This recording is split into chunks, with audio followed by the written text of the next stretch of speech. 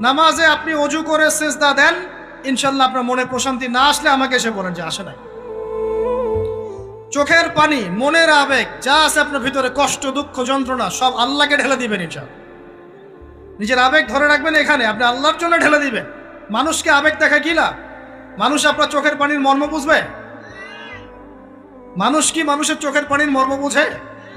আপনার পিতা যদি মারা যায়, আমার কাছে এসে দোয়া চান কান্নাকাটি করে, আমি দোয়া করতে পারবো, কিন্তু আমি কিন্তু আপনার ফিলিংসটা বুঝতে পারবো না।